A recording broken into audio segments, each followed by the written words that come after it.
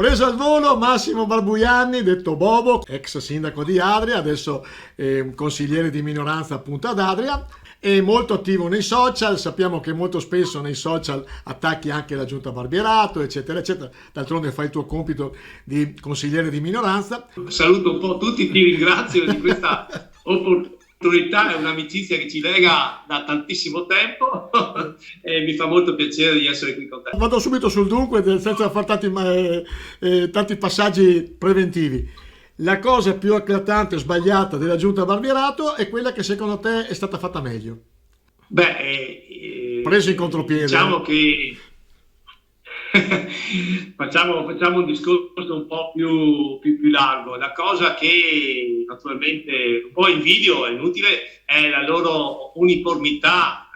Sono molto coesi, sono molto affiattati tra di loro, hanno fatto un gruppo che sta andando avanti senza tanti litigi e questa è la cosa che naturalmente posso invidiare. Per adesso abbiamo visto tanti regolamenti, tanti tavoli, tante assemblee, tante cose, però diciamo sui lavori pubblici ad esempio devo dire che per adesso hanno ereditato quelli che erano i miei progetti. L'unica cosa nuova dove stanno intervenendo è la ex scuola elementare Anna Frank. Basta, le altre cose sono tutte cose eredità che ho lasciato io. Visto che lo hai accennato, perché tu non sei riuscito a fare una squadra coesa nei tuoi 2 mandati? Cioè, colpa tua o colpa di chi avevi scelto come compagno di viaggio? No, ci prendiamo, io mi prendo anch'io le mie responsabilità, le mie colpe, non c'è nessun problema. Però purtroppo le persone si conoscono nei momenti di difficoltà, ci sono troppi opportunisti.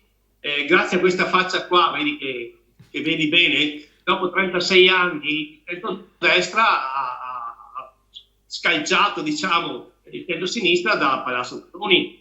E allora dovevano avere un po' più di rispetto, capire che c'era il tempo per tutti.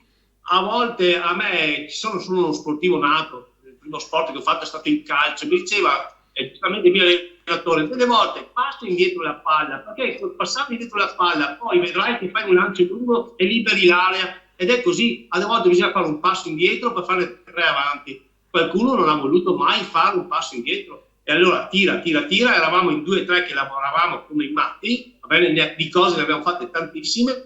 E vabbè, è andata così, adesso è inutile, andiamo avanti, tra 2 anni e mezzo si rivota e pensiamo che ci sia un centrodestra pronto a sfidare questa compagine pseudo-civica, sottolineo pseudo-civica perché sono tutti quanti figli del PD questi qua, perché Omar fa politica da 20 anni, Bonato anche, e la Oriana Trombini anche, perciò non sono poi così nuovi come, paradossalmente sono io il più nuovo. Vabbè, detto questo, 30 anni di Adia Shopping. Adia Shopping è stata una tua idea che hai condiviso con altri commercianti in tempi forse migliori di questo, e quindi tanto celebriamo questa importante realtà. Ricordiamo che fino a poco tempo fa Adia Shopping era veramente un fiore all'occhiello per tutto il Polesine, i venerdì di Adia Shopping straordinari. Ma adesso ha ancora senso di esistere Adia Shopping in questo momento qua particolare?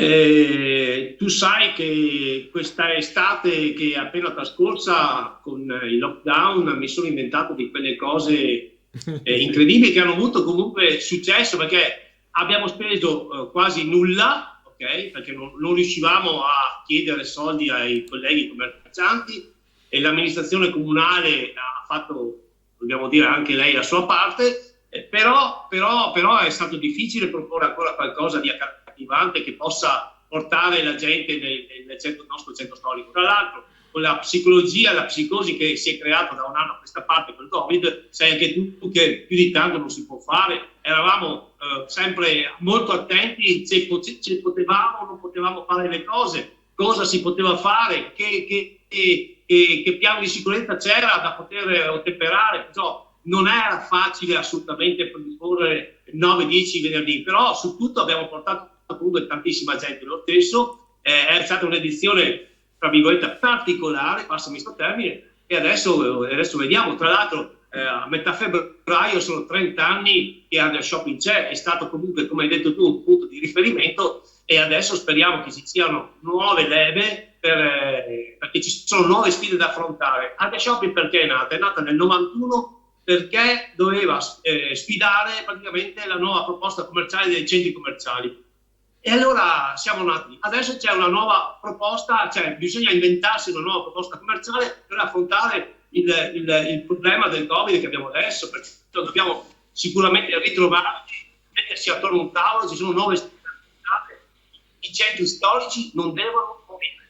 I centri storici non devono morire. Ecco, ci aggiungo un'altra sfida che, oltre a questa che dicevi appunto del Covid, soprattutto l'offensiva dell'e-commerce. 1200 pacchi al giorno arrivano ad Ardea.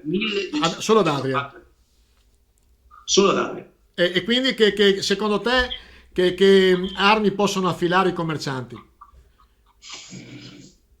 Ma intanto ci devono lasciare il governo centrale, chi sarà, visto quello che sta succedendo a Roma, devono dare regole chiare, perché parliamo di investimenti, di impegni economici importanti.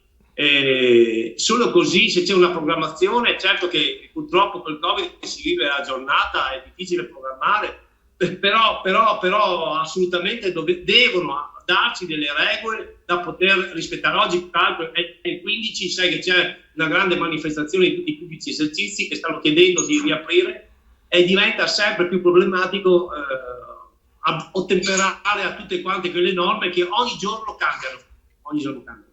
Perfetto, e vedo che quando si parla di commercio tutti infervori, quindi vuol dire che l'animo ce l'hai ancora tosto. Massimo, ti ringrazio veramente, e auguri per i 30 anni di Ardea Shopping. Ti ripresenti come sindaco?